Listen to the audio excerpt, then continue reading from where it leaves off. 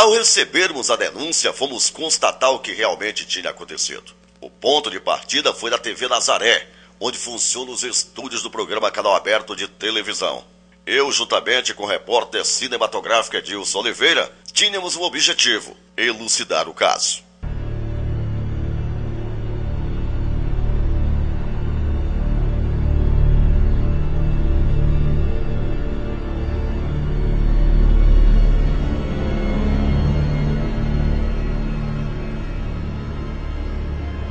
Joiciele Faria Gomes, 23 anos de idade, teve um sonho interrompido. Ela mora nesta casa humilde, em um bairro periférico da cidade de Pedreiras.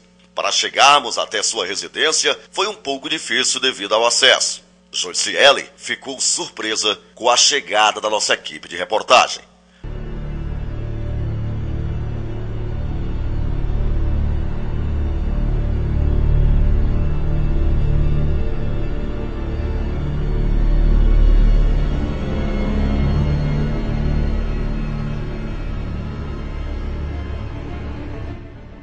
A história de Joiciele, de acordo com o boletim de ocorrência, relata um fato triste. Grávida de 2 crianças gêmeas do sexo feminino, a mãe deu à luz em um hospital na própria cidade que reside, Pedreiras. Por falta de estrutura naquela casa de saúde, Joiciele teve que ser transferida para o Hospital Macro-Regional de Coroatá, onde as crianças ficaram internadas sob observação médica. Após alguns dias, uma notícia triste. A direção do hospital informou que uma das crianças teria ido a óbito, vítima de infecção pulmonar. Eu tive 2 meninas prematuras de 7 meses, gêmeas, levei para lá para Coroatá porque aqui não tinha leito neonatal. Aí foi transferida para lá. Após 15 dias, a outra morreu, infecção pulmonar.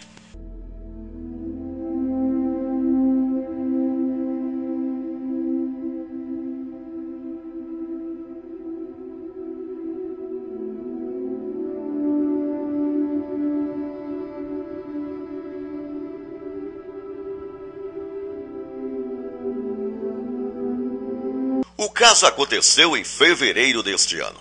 A sobrevivente foi a pequena Ana Francisca Farias Baima.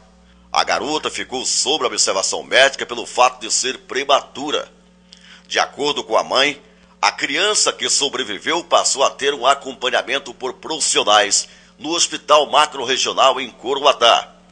Mas a mãe estranhou, pois após aplicar o soro no braço esquerdo da recém-nascida e fixado o esparadrapo, a mãe, mesmo alheia à situação, comentou que o braço da criança estaria inchando e ficando roxo.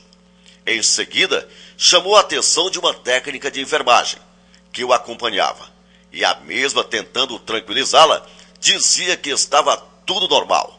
Mas a mãe pedia a todo momento que tirasse o esparadrapo do braço da filha. E após 2 dias, voltou a visitar a pequena garota. No momento, presenciou que haviam tirado o soro do braço esquerdo e colocado no braço direito. E ainda perguntou se o braço esquerdo da criança ainda estava movimentando. A enfermeira afirmava que sim, o que não era verdade, pois a criança não movimentava de forma alguma o braço. Essa daqui continuou internada lá. Aí colocaram um soro, um acesso no braço dela. Aí apertaram demais com aquele esparadrapo no braço dela e infeccionou. Inchou. Eu perguntei para a enfermeira por que o braço dela estava inchado daquele jeito. Ela falou para mim que era só a posição da mão dela. Aí ela pegou e virou a mãozinha dela assim pro outro lado. Aí disse para mim que ia melhorar. Passou uma meia hora depois, mais ou menos. Aí nada de melhorar. Eu perguntei para ela por que não estava melhorando. Aí ela disse que era só a posição da mãozinha dela e que eu estava muito... como é que eu posso dizer, nervosa por causa da morte da outra, e aí eu estava vendo coisa que não podia ser. Aí, quando foi já tarde, eu perguntei, disse para ela, eu digo, o braço da minha filha não melhorou. Aí ela disse, mãe, quando a criança chega desse jeito aqui, na situação que sua filha chegou, a gente evita ao máximo tocar na criança, para que a criança não fique pior. Aí eu também deixei, aí fui para casa, quando foi no outro dia que eu voltei para visitar ela, o braço dela já estava totalmente preto e mais inchado ainda. que estava antes. Aí eu pedi, não, aí quando eu cheguei elas já tinham tirado.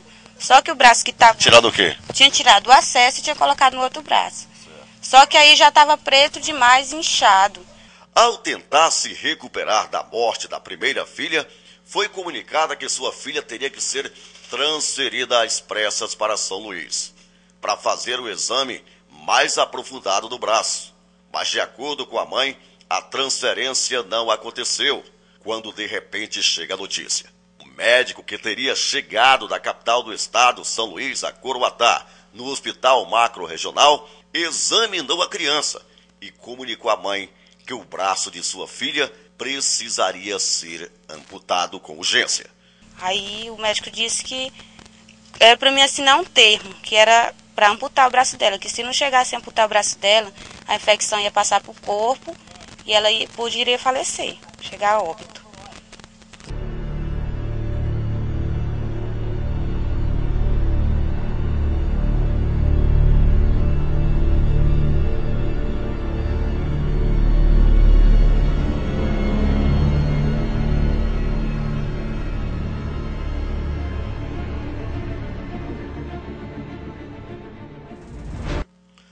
Ao sair do hospital, a mãe relatou que uma enfermeira havia perguntado se a mesma iria denunciar o caso. E a mãe disse que sim. A enfermeira então disse à mãe que não adiantaria denunciar, pois a criança não teria mais o braço de volta. A enfermeira Janaína, quando a neném recebeu o alta, que foi para mim sair de lá, ela perguntou se eu não ia colocar eles na justiça. Aí eu disse para ela que ia colocar. Ela disse assim, mas não vai devolver o braço da tua filha. Eu disse, mas vocês vão pagar pelo que vocês fizeram. Chegaram a falar isso para você? Chegaram. Que não iam devolver o braço da sua filha? Chegaram. Você chegou a pedir alguma ajuda, não, pai? Não pedi ajuda para vir para cá, não. Até porque a atenção deles comigo lá era pouca. Eu já queria tirar minha filha de lá e sair de lá, porque eu não aguentava mais. Um dia que eu estava com a neném lá na enfermaria, chegou uma menina lá, que trabalha na limpeza. Aí ela perguntou, mãe, por que aconteceu? Por que tua filha nasceu assim? Aí eu disse para ela, ela não nasceu assim. Isso daqui foi erro aqui do hospital. Aí ela disse para mim, não, mas teve uma enfermeira daqui de dentro que disse que a tua filha já nasceu assim, que tu tá mentindo. Que o braço dela não foi amputado aqui. Mesmo em estado de choque, a mãe conseguiu encontrar forças e clamava por justiça. Procurou a Delegacia de Polícia Civil de Coroatá para registrar o boletim de ocorrência e foi orientada por um funcionário da delegacia em pegar leve no caso, o que a deixou ainda mais preocupada. Fui registrar o BO, mas aí ficou só no boletim de ocorrência mesmo. Um caso assim abafado, poucas pessoas lá da cidade sabem disso e sabem porque eu contei. Isso aconteceu no Hospital Macro-Regional de Coroatá? Foi. Hospital Macro-Regional. O homem de lá da delegacia, o escrivão, me falou que não era bom eu mexer com isso logo enquanto ela estava lá, porque disse que a situação podia virar contra mim. Aí eu... Ficou com medo? Fiquei com medo. Também porque ela ainda estava lá dentro, e assim como eles fizeram isso com o braço dela, e muitas coisas erradas lá dentro daquele hospital, eu fiquei com medo dele chegar até fazer outra coisa pior com minha filha. Sem condições financeiras, a mãe foi orientada por um vizinho a procurar um advogado. E assim ela fez. O advogado, revoltado com a situação, falou à nossa equipe de reportagem quais as providências que serão tomadas. Eu fui procurado por essa mãe há mais ou menos 15 dias atrás. E ela me relatou os fatos ocorridos lá em Coroatá, na UTI neonatal, quando ela chegou lá com duas crianças, duas recém-nascidas, gêmeas, duas irmãs, Ana Francisca e Maria Francisca. A Maria Francisca já chegou no hospital de Coroatá, encaminhada daqui de Pedreiras, com um laudo de infecção pulmonar. Ela resistiu, parece que 2 dias, e veio a óbito, né? E já a outra Ana chegou lá pretendendo dar entrada na UTI neonatal, porque era prematura e precisava dos cuidados da UTI. Só o que precisava era desses cuidados da UTI, manter-se lá até ela ter que manter a sua vida sozinha, sem a ajuda desses aparelhos. A mãe conseguiu a entrada na UTI. Por volta do terceiro, quarto dia, a mãe foi visitar, vinha visitando a filha dia a dia. Notou que o braço esquerdo da filha começou a aparecer um inchaço e a mão começou a ficar de cor diferente. E ela reclamou para as enfermeiras que estavam de plantão lá. Mas essa reclamação foi sendo feita dia a dia, passou 1, 2, 3, 4, 6, 8 dias, nada de ninguém fazer nada, e o braço da menina ficou todo preto. Quer dizer, as enfermeiras não tomaram nenhuma atitude, nenhum médico tomou atitude. E o que aconteceu no 8º dia? Chegou um médico que disse à mãe que a única coisa que podia ser feita por aquele braço era amputar, senão a menina poderia vir a óbito. Então quer dizer, o que aconteceu com a criança, a mãe, que é leiga, notou no primeiro dia que tinha alguma coisa errada. Tem que se dizer também que prometeram até uma transferência para São Luís, né? Já que o caso não podia ser resolvido mais lá, que eles alegavam isso, nunca foi transferido. Mostrando que o caso era grave. Exatamente. E nada foi feito. 8 dias, esperaram 8 dias para o braço da menina ficar preto, sem circulação sanguínea. E a única alternativa foi cortar o braço dessa criança, desse recém-nascido. Quer dizer, isso me chocou. Isso é uma irresponsabilidade por parte de quem faz a coisa pública, não só daqueles que atuaram lá cuidando da criança, mas do próprio diretor da unidade, lá macro-regional, do secretário de saúde do estado também, que tem que procurar ser um gestor mais atuante. E nós aqui em Pedreiras, que é onde a autora reside, estamos tomando as iniciativas dentro da justiça. Eu estou pleiteando o direito dela na área civil. E na área criminal, o direito dela deve ser pleiteado lá em Coroatá, onde aconteceu os fatos. E ela deve ser acompanhada lá, que ela já vem sendo acompanhada pela promotoria de lá. O delegado já ouviu a mãe já fez o boletim de ocorrência e deverá ouvir as outras partes que tiveram acesso aos cuidados dessa criança na UTI neonatal. O que nós pedimos na área civil, a condenação do Estado pela responsabilidade dos seus prepostos, né, por ter causado uma lesão permanente, que causa também um dano à imagem, à estética dessa menina, né.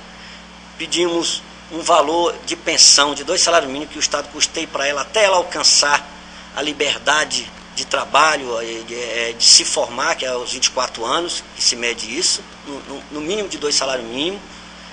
Pedimos também pelos danos causados, não só a ela, como extensível esse sofrimento de toda a família. Olha como a mãe dessa está sofrendo por ter visto uma filha recém-nascida, a única que sobrou de uma barrigada de 2, né?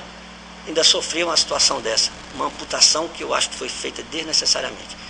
Então é o seguinte, 300 salários mínimos, pedimos esse valor para o Estado, condenando o Estado devido à negligência dos seus prepostos, e também pedimos extensivamente, subsidiariamente, o pedido de que o Estado, quando a criança estiver apta a receber uma prótese, para que ela possa diminuir os seus constrangimentos em função daquela lesão obtida de forma irresponsável. Sensibilizado com o caso, o vereador Cássio Reis acompanhou a nossa equipe e se colocou à disposição da família. Uma negligência, onde ela perdeu uma criança, onde falaram lá no primeiro momento que foi infecção pulmonar. E a outra perdeu um membro, onde a gente fica triste, é lamentável ver essa situação. Eu conversando com ela, ela dizia que eu vou correr atrás dos meus direitos. Por quê? Amanhã minha filha vai perguntar como foi que ela perdeu esse braço. E eu tenho que dizer como ela perdeu e que eu lutei para realmente que pudesse ter justiça com esse caso que aconteceu em Coroatá.